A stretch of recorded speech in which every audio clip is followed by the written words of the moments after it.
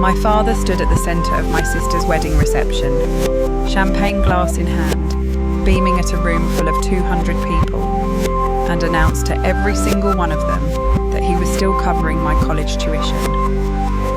The laughter was polite. The looks people sent my way were sympathetic. My sister sat at the head table with the satisfied expression of someone watching a plan go exactly the way they drew it up. My mother touched her necklace and smiled the way she only smiled when she thought she'd won something. What none of them understood, not my father at the microphone, not my sister in her dress, not a single person in that country club ballroom, was that I had graduated 8 months earlier, that I had a career, that I was already earning more than my sister's brand new husband. And when my father turned toward me and held out the microphone expecting a grateful thank you speech, he handed me something he didn't mean to. He handed me the room, and I used it. If you're new here, welcome. This channel is for every person who was quietly written off by the people who should have believed in them first, and who eventually got to tell their own story in their own words. Stay with me, because this one ends exactly the way it should. Let me take you back to the beginning, because you can't understand what happened at that reception without understanding the family that produced it. My name is Vivian Cole. I'm 27 years old, and I grew up in a house where the rules were simple, even if nobody ever said them out loud. My sister Amber was the story. I was the footnote. Amber was 2 years older than me, and from the time we were small, she existed at the centre of everything. Every holiday, every dinner table conversation, every parental investment of time, money, and attention. When Amber got average grades in middle school, my parents hired tutors to bring them up. When I graduated near the top of my class in high school, they said, "That's great, honey," and moved on to talking about Amber's new boyfriend. When Amber wanted a car at 19, my father made it happen within the month. When I needed money for textbooks, I picked up weekend shifts at a cafe because asking felt pointless. That was just how the math worked in our family. And somewhere around age 15, I stopped being surprised by it and started doing something more useful with my energy. I started building. I chased every scholarship I could find. I applied for internships earlier than most of my classmates thought to. I worked part-time through all 4 years of college. Not because I enjoyed it, but because I had figured out very early that if I was going to have the future I wanted, I was going to have to construct it myself, without waiting for anyone to hand me the materials. The small amount of tuition support my parents did provide came with what I can only describe as a subscription, a running reminder, deployed at family gatherings and phone calls and random Tuesday afternoons, of how generously they were contributing to my life. I absorbed it. I said thank you. And I kept building. By the time Amber got engaged, I was 2 semesters from finishing my degree in data analytics and 2 months from accepting an internship that would convert to a full-time offer. Nobody in my family knew any of that, because nobody in my family had asked. What they asked, constantly, in the year leading up to the wedding, was whether I was available for venue tours and florist consultations and engagement party planning and rehearsal dinners and every other gravitational event in Amber's expanding orbit. When I couldn't attend something because I had a work deadline or a class, my mother called it an attitude problem. My father called it selfish. Amber stopped texting me directly and started sending messages through my mother, which was somehow worse. Then came the phone call. 3 weeks before the wedding, my father called and got directly to the point, which was more than he usually managed. He said I had been disappointing the family. He said my absence at wedding events was hurting Amber. He said they were all tired of my behaviour. And then, with the confidence of a man who believed he was holding the only card that mattered, he said if I couldn't show up and support my sister properly, they would stop paying my tuition. I sat very still on the other end of that call and let him finish. He had no idea that I'd already graduated. He had no idea I'd accepted a full-time position with a tech firm 4 months earlier. A remote role with a base salary that had genuinely surprised me when the offer letter arrived. He had no idea that I had been financially independent for the better part of a year, managing my own rent and insurance and savings contributions without a single dollar from my parents. He didn't know any of it because he'd never asked. Not once, in 4 months, had my father called to ask how my last semester went, or whether I'd finished my thesis, or what I was doing after graduation. The only topic that had warranted a call from him in nearly a year was Amber's wedding. "Of course," I said, when he finished his ultimatum. My voice was completely calm. There was a small pause on his end. He'd been expecting resistance. He'd prepared for pushback.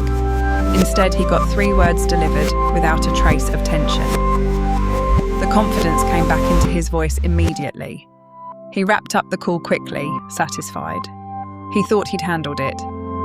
I sat there after we hung up and felt something I hadn't felt in years. The specific, clean relief of holding something true that nobody else in the room knows yet. They were pulling a string that wasn't attached to anything anymore. I wasn't afraid of them. I hadn't been for months. I just hadn't told them that. I showed up to everything they asked me to in the 3 weeks before the wedding. Rehearsal dinner, final planning meeting, family breakfast, the morning of the ceremony. My parents were visibly relieved. Amber interpreted my cooperation as surrender. I let all of them believe whatever they needed to believe, because the truth was going to arrive on its own schedule, and I didn't need to rush it. 2 days before the wedding, I received the reception program in a group text from my mother. I read through it once, then I read it again. There was a section near the back labelled Family Reflections, a series of scheduled speeches from relatives. My name was in it. The slot description next to my name said words of gratitude. I understood exactly what that meant. I was expected to stand up in front of 200 people and thank my parents for their support, in the same room where my father had already been describing that support to anyone who would listen for the past several hours. The wedding itself was held at a country club outside the city, the kind of venue that has a fountain in the driveway and a maitre d' who calls everyone sir and ma'am, regardless of age. Amber moved through it like someone who had been rehearsing this specific day since early childhood, which I suppose she had. My mother trailed behind her, making sure every detail matched the version she'd imagined. My father barely acknowledged me when I arrived. He patted me on the shoulder and said, "Glad you came around." I said nothing. The ceremony was beautiful, genuinely. I'm not a person who diminishes the things that deserve to be recognised, and Amber's vows were real, and her husband Connor looked at her like she was the only thing in the room. Whatever the complications of our family, what happened between the two of them at that altar was sincere. I sat in my row and felt something uncomplicated about it, which surprised me. Then dinner ended and the speeches began. The first few were warm and funny, college friends telling stories, an aunt with a joke that landed better than expected. Then my mother stood up. She started with Amber's achievements, Amber's warmth, Amber's journey to this day. And then gradually, she turned the speech towards something else. She talked about sacrifice. She talked about what parents give. She talked about the years of support, the financial investment, the doors opened. She said the word support 4 times in 90 seconds. I watched the room absorb it. Several guests glanced in my direction. My mother sat down looking pleased. My father stood up. He was less subtle. He praised Amber and Connor as examples of what hard work and stability looked like. He talked about the next generation, about family investment, about children who understood the value of what was given to them. Then, without saying my name, he started talking about people who still needed guidance, people who were still finding their footing, people who ought to appreciate what they had. He looked at me briefly when he said it, briefly enough to be deniable, long enough for everyone nearby to follow his eyes. Several guests turned toward me with expressions that ranged from sympathy to mild discomfort. Then my father smiled at the room and mentioned the tuition, his continued generosity, his ongoing support, his investment in all of his children. He turned toward me and extended the microphone. I stood up. The room went quiet with the particular attention people give when they sense something unscripted is about to happen. I walked to the front, accepted the microphone, and took a single breath.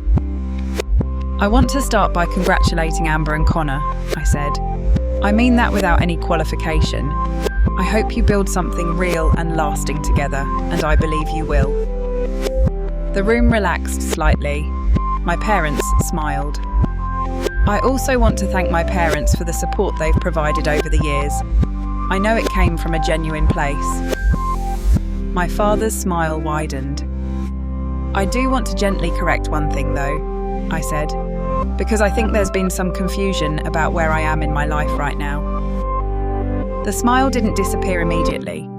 It took about 2 more seconds, which felt much longer. "I graduated 8 months ago," I said. "Finished my degree in data analytics, actually completed it a semester early. I didn't make a big announcement about it because the timing landed in the middle of wedding planning season, and I didn't want to redirect any attention." The room was very still. "I accepted a full-time position a few months after that with a technology company, remote work, which has been incredible, and I've been financially independent since the spring." I paused. "So, the tuition situation has been resolved for a while now. I should have communicated that more clearly. That's on me." A few guests laughed, surprised. Not at me, at the situation, at the gap between the story they'd been given and the one I was currently telling. I kept my voice even, warm, even. I wasn't performing outrage. I was simply telling the truth in a room where a different version had just been presented. "I'm proud of what I've built," I said. "I'm proud of how I built it. And I'm genuinely happy to be here celebrating Amber and Connor tonight." I started to hand back the microphone, and then a woman near the third table raised her hand slightly, the way people do when they're not sure they're allowed to ask, but can't quite help themselves. She smiled at me and said, "If you graduated 8 months ago, did your family come to the ceremony?" The room went completely quiet. I looked at my parents. My father's jaw was set. My mother had stopped touching her necklace. I answered honestly. "They had a venue tour that weekend," I said. "The timing didn't work out." Nobody said anything for a moment. They didn't need to. The math was simple enough that 200 people could do it simultaneously. A daughter who graduated early, built a career, became self-sufficient, and did all of it without an audience, while her family attended venue tours and florist appointments, and called her attitude a problem when she couldn't clear her schedule to help. I handed the microphone back. I said goodnight to Amber and Connor at the head table, meaning it. Amber looked like she was running several calculations at once. Connor gave me a small nod that I thought was probably genuine. I went back to my seat, stayed for another 20 minutes so it wouldn't look like a dramatic exit, and then I got my jacket and walked out to the parking lot. Outside, the air was cool, and the fountain was still going, and the valets were talking quietly by the entrance. I stood there for a moment and felt something I don't have a perfect word for. Not triumph, because it hadn't felt like a fight. Not relief exactly, because I hadn't been scared. Something quieter than both of those. The feeling of a story finally being told by the right person. In the months that followed, my career kept moving. I took on additional contracts. My savings grew past what I'd projected. I moved into a better apartment and furnished it without asking anyone for anything. My parents called eventually. The tone was different. Not apologetic exactly. My father doesn't really have an apology register, but different. Careful in a way they'd never been with me before. I set some things out clearly in that conversation. What I would and wouldn't be available for. What I expected from interactions going forward. I said it without anger, because I'd processed most of the anger somewhere on the drive home from the wedding, with the windows down and the radio up. I didn't do any of this to punish them. I want to be clear about that. I told the truth at that reception because a false version of my life had just been presented to 200 people, and I was holding the microphone and I had the option. That's all it was. What my parents misunderstood, for years, maybe forever, is that the tuition money was never the thing that had power over me. The thing that had power over me was the belief that I needed their approval to know my own worth. And somewhere in the middle of 4 years of scholarships and weekend shifts and early mornings and late submissions and a thesis I wrote between closing down a cafe and opening it the next morning, I stopped believing that. They thought the money was the leash. The leash had been in my own hand the whole time. I just finally let go of it. If you've ever been quietly underestimated by the people who had every opportunity to see you clearly, this is for you. Drop a comment below. Tell me your story, and if you stayed here until the very last word, you already know what to do.